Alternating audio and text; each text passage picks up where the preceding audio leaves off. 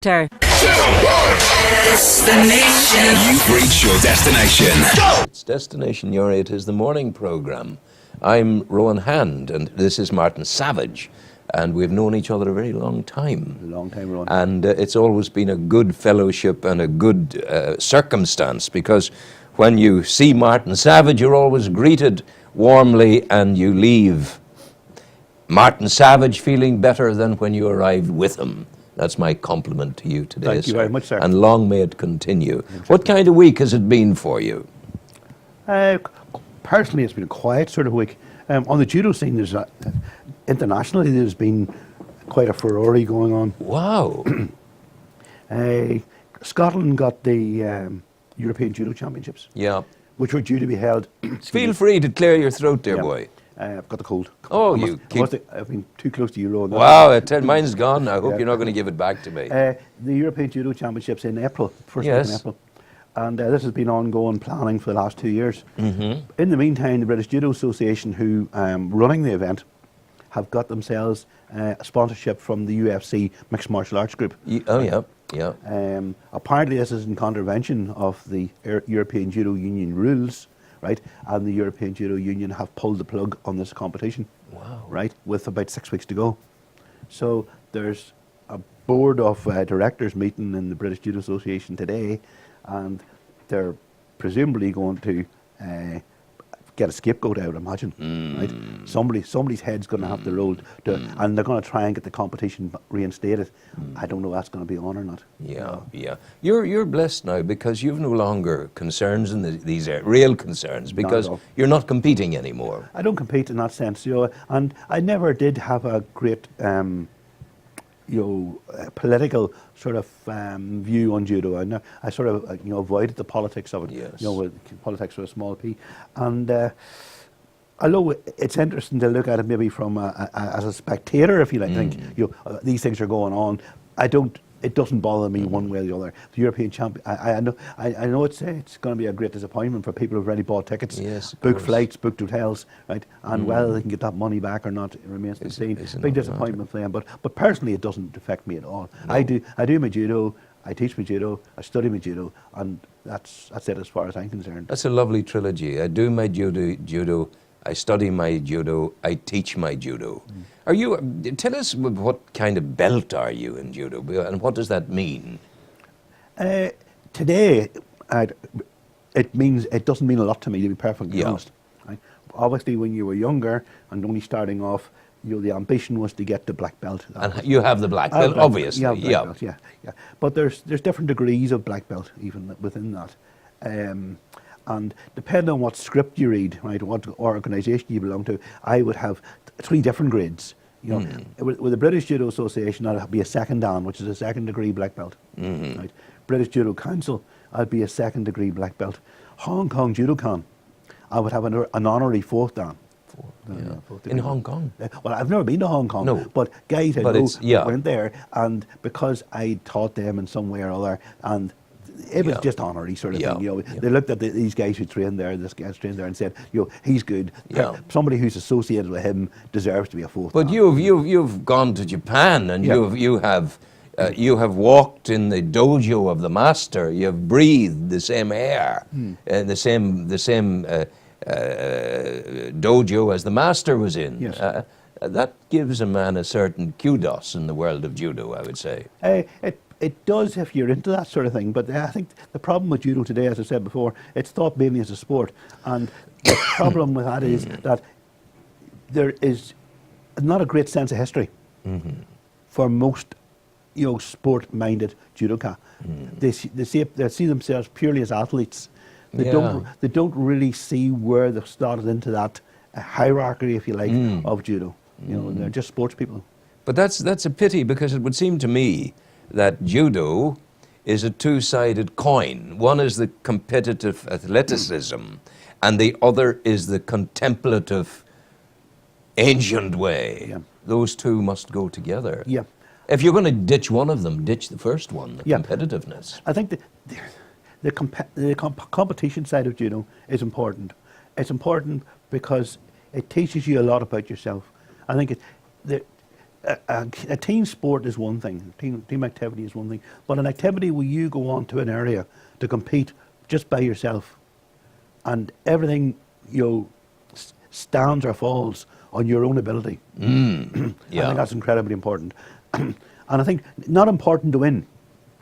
The winning's not important, but I think to actually go out there and do that, right, is part of your development of judo. Oh, absolutely. I can see this. And in doing that, talk to me about the psychology of that. Because you could come out onto the mat and you would be confronting a giant in the sport, and you would know that this fellow is a dominant personality.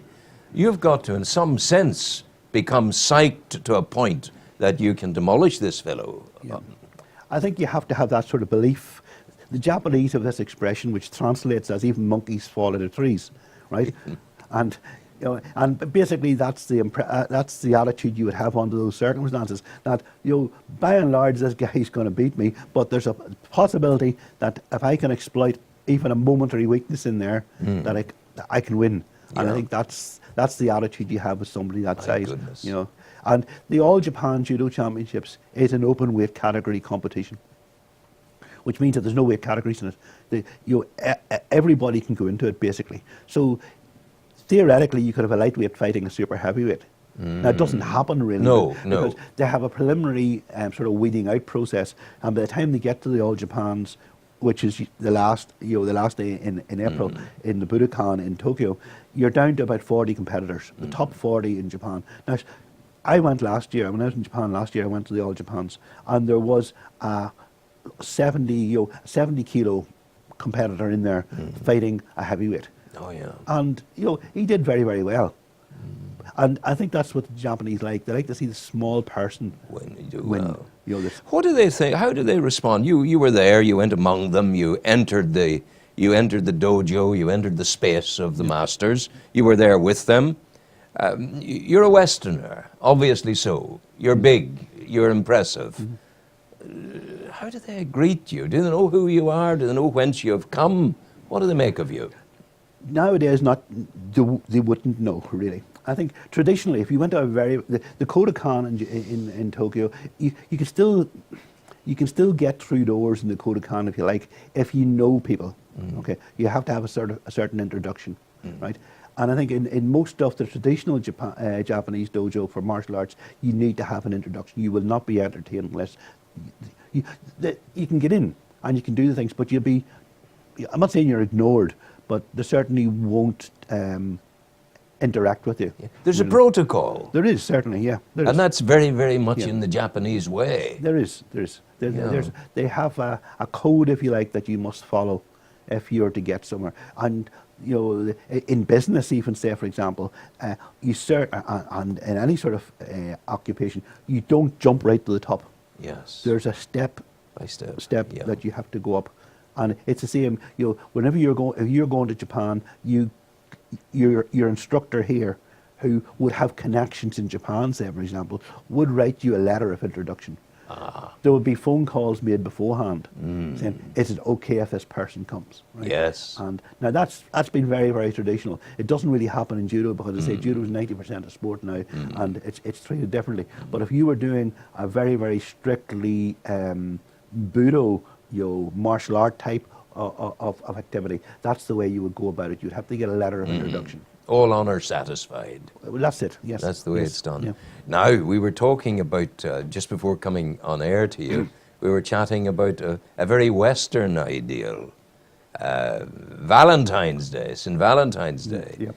But the Japanese, being innovative people, they've taken it and put their own particular spin on it. Slightly differently done in Japan. In Japan, it's the women who present the gifts. Wow, on Valentine's Day. As it should. Yeah, and it's mostly chocolate, right? And there's two different ways of doing this. There's what they call, and this gives you an insight into the Japanese sort of thinking. There's a thing called giri choko. Giri choko. Giri is a Japanese word which means obligation, which is very, very strong. It's embedded in the Japanese culture, this idea of obligation, giri, where you do something for somebody, they do something back for you, right? And it's sometimes described as a burden that's hard to bear. Yes. Because you might do something for somebody, right? And they are tearing themselves apart because they have to do something back for you. Oh, They mightn't even like you. But they still You know, have to. and the opposite side of that coin is what they call honmei. Honmei is personal satisfaction, what you want to do personally. And there's always a battle, if you like, between those two ideas of Giri and honmei. What you should do and what you want to do. Yes. And that goes right into Japanese drama, for example. A lot of traditional Japanese drama are based on that conflict between Giri and honmei. But the Giri chako is what you give to your workers, right? Because you're obliged to do it, right? Your colleagues, right? Yeah. But then there's the honmei chako, which is you give to the person that you really, really like. Wow, right? the one you want to get off your mark with. Well, they're pretty so much to speak. Exactly. And the Japanese women, they will do that on Valentines. Now, a month later, 14th of March, men respond to that. Wow. Now, this gives you another idea about the way Japanese work. It's called White Day. White Day. Because it's usually white chocolate that they give. Yes. But that was only an idea that was instated in the 1980s. It's a kind of Japanese version of what used to occur in the town hall in Newry at the Cayley Moors. It was called a lady's choice. Those days. Similar sort of thing. Absolutely. Yeah. But this idea of Giri embedded totally in Japanese culture. Yeah. So what's on the cards this week for you, dear boy? Nothing out of the unusual. We're still working. There's a kata course coming up in Belfast. Sort of planning on that. There's a kata competition in Dublin just after Easter. Not everybody in the dojo will be doing that, but the people who are doing our training plan. Yeah, and is there a kind of blossoming of enthusiasm as these things arrive on the horizon? It depends. The younger people are usually very enthusiastic. Yes. The older ones, they have too many other things going on in their lives. Ah, yeah, of course. And while they're there in the dojo, they're enthusiastic, but it's not something that they probably go away from the dojo and not think about it again until the next training session. Then it's gone. Yeah. Thank you very much indeed. Once again, you've opened the curtain for us into the land of the rising sun in the east. I noticed they're out of recession now. I saw that in the paper this morning. Saw that. Yeah, yes. that's good. Yes, although it's not as big a growth that they were hoping for, but certainly, it's good that it's there. Yeah. We're going to go back into the news hub, Martin. We're going to do that now. Sean has got his fingers on the requisite buttons, is about to press, and is it news hub, Sean? It is indeed. We're going to do that now. Thank you very much, sir. Thanks. Destination Newry, the news hub.